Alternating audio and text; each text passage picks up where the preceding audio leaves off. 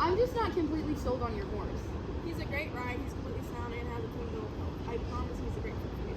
By clean bill of health, what does that entail? Have you done the 5 Panel Plus test on him? Well, I had the vet look on him, and he said he's sound, but I haven't had him tested for anything yet. What's the 5 Panel Plus test? Sorry for interrupting. Did you guys talk about the 5 Panel Plus test? Yep. Oh, well, I'm a veterinarian and I would be happy to run that test for you. It will cover a couple diseases that are genetic, and if you're interested, I can take you into the clinic and get it done. All right. Yeah, sure. Alright, so the blood I collected from your horse today is going to be sent off to an external laboratory for the 5 Panel Plus genetic testing. It's going to cover these 6 diseases. Let's go ahead and discuss the specific mutations associated with each one of them. Malignant hyperthermia is a genetic disease that occurs in the mRNA of the ryanodine receptor 1 gene. It's a missense mutation that alters a cytosine to a guanine, which then causes an excess release of calcium in the skeletal muscle tissue. Myotonia congenita is a genetic disease caused by several different mutations, including deletions, nonsense, and missense. It is located on the CLCN1 gene, which stands for chloride voltage gated channel 1. I will be demonstrating a deletion.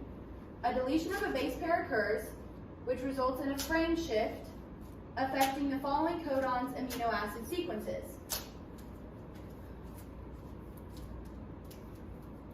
Overall, this mutation causes a dysfunction in the chloride channels, decreasing the nerve penetrability within the muscle fibers.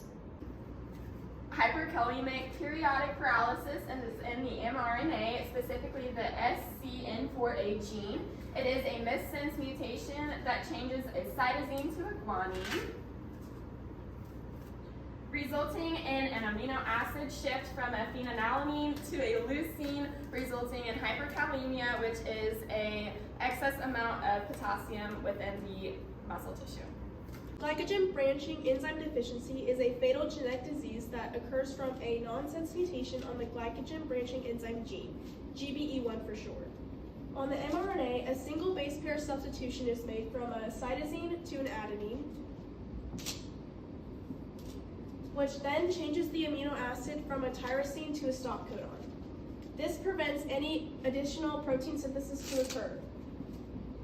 Ultimately, this leaves you with a non-functional glycogen branching enzyme, which then makes it impossible for your host to store sugar properly, resulting in death. Myosin heavy chain myopathy is a genetic disease that is caused by a missense mutation that switches an adenine to a guanine, changing the amino acid from a glutamic acid to glycine. It is located in the myosin heavy chain 1 gene, and it causes immune-mediated myositis and non-exertional rhabdomyolysis. Polysaccharide storage myopathy 1 is a genetic disease that occurs on the mRNA in the glycogen synthase 1 gene that is a missense mutation that switches guanine to an adenine, modifying it from a arginine to a histidine, and causes excess glycogen production that is not branched correctly. Of the 5 Panel Plus diseases that we talked about today, these 3 are autosomal dominant. And to demonstrate autosomal dominant inheritance, I'm going to complete a Punnett square with 2 heterozygous individuals.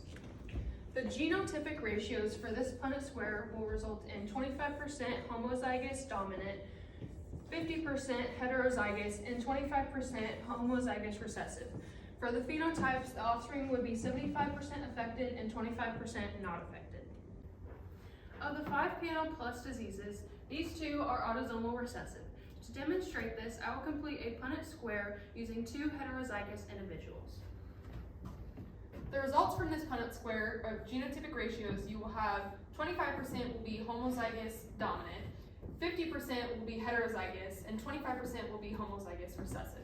Your phenotypic ratios you will see are 25% will be affected, 50% of your offspring will be carriers, and 25% of your offspring are going to be not affected. Of the 5 Panel Plus diseases, this one is autosomal codominant. To demonstrate autosomal codominance inheritance, I will be crossing 2 heterozygous individuals. Of the Punnett square completed, your genotypic and phenotypic results will be you'll have 25% that are homozygous myosin, meaning they are the most severely affected. You'll have 50% that are heterozygous or codominant, meaning both are expressed but with variable penetrance. And then 25% will be homozygous, not affected or normal. Hi folks, I have the results for your 5 Panel Plus testing on that horse you have for sale. As you can see, we are negative for all 6 diseases, so if you guys decide to breed this stallion, you are good to go. Thanks